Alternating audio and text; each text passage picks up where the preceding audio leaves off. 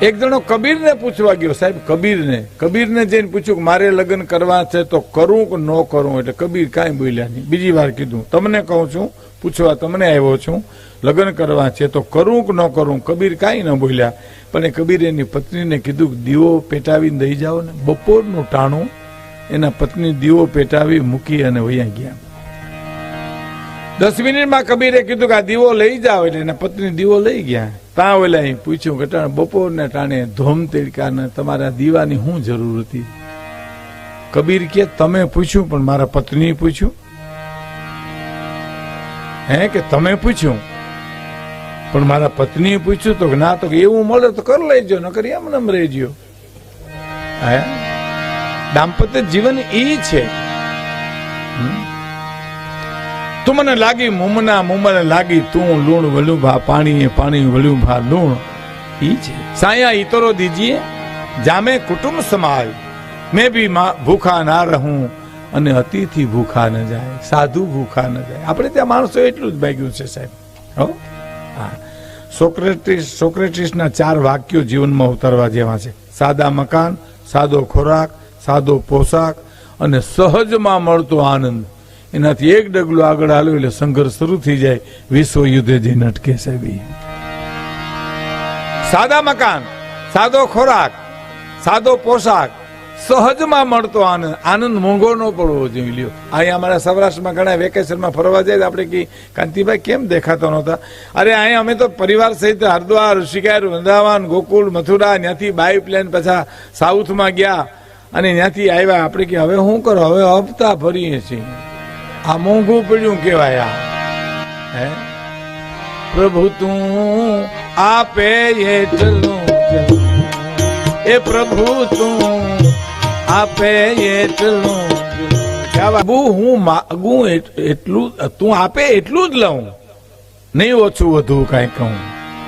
હે આપણે ત્યાં વડીલોએ શું માગ્યું કે હે ઈશ્વર મને સંતતિ હારી દેજે. સંપત્તિની મારે જરૂર નથી, હારી સંતતિ છે. સંપત્તિ તો એની મેળે આવશે, પણ સંપત્તિ અઢળક હશે અને સંતતિ હારી નહીં હોય, પુત્રો દીકરા દીકરી હારા નહીં હોય તો એની શું સલામતી સાહેબ? એને ઉડી જતા કેટલી વાર લાગે?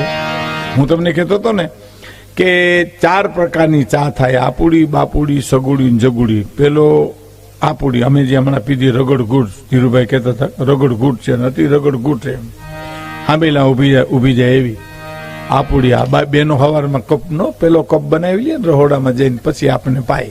પેલો એનો બનાવી લે, રગડ ઘૂંટ હોય, આપણને ખબર ન હોય, આપણે તો આરો મળતા હોય ત્યાં ટટકાવી લે.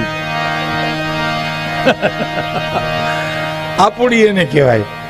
હો, આપુડી ચા હોળાના દૂધની હાંબેલા ઉભા રહીએ. અને અતિશયોક્ત અલંકારમાં આપણે ગામડામાં તો એમ કે હાંડિયા ખૂતી જાય એવી ચા બનાવજો. બોલો, આપણે ગામડામાં તમને ખબર, પાણી ચા પીવા મહેમાનને લઈ જાય ને પછી ગરદની હોય, બધા મહેમાનને પૂછે બધા ચા પીશો ને? આપણે ક્યાં બધા ચા પીશો. પછી ઘરમાં બેનને કેવા છે તમારા જો બોલો એક કોફી કરજો, તો કોફી દૂધ તાણી જાય બધું. આપણે તો ભૂર એ વાહે રકેબી મેરાહાડા લેતી હોય. હા, ખરેખર આપુડી એટલે હોળે હોળાના દૂધની એને કહેવાય. પછી બાપુડી એટલે માવતર, એમ કે દીકરા ચા પીવી છે તો 12 આના દૂધ ને 4 આના પાણી પડી ગયું હોય. પછી આવી સગુડી, હગાવાલામાં 50% હોય, અડધું પાણી અડધું દૂધ. ને પછી જગુડીમાં તો સમજી ગયા છે 4 ગામને તરભેટે, હનુમાનજી ડેરીએ, ભજનમાં જે પીવાતી હોય ઈ. આમ ચામાં તમે પાથી પાડી લ્યો, ફૂગો પાડી લ્યો, મોઢું દેખાય.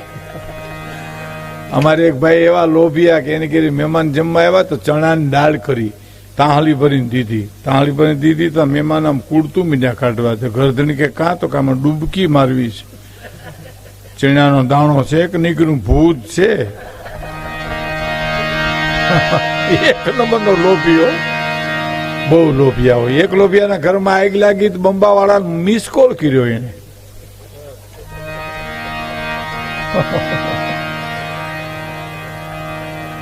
એક લોભિયો ઘીરે આવીને એની પત્નીને કે જમવાની કેટલી વાર છે? તો અડધી કલાકની વાર. અગાસી પર ચડ્યો, પતંગની સજીને પતંગ ઉડાડે છોકરા. હારામ હારી પતંગ કોકે કાપીને અગાસી ઉપર આવી તો લોભિયો જીતી પારે ચડીને પકડવા ગયો, લીથડ્યો ભાઈ પડ્યો. રહોડાની બારીએ કેતો ગયો એક જણાનું ઓછું રાંધજે, એ હું જાઉં. એની પત્ની જીણે હાથે કીધું છે જાઓ હવે બહુ રહ્યા. લોભ લોભ હે પ્રભુ તું આપે એટલું જ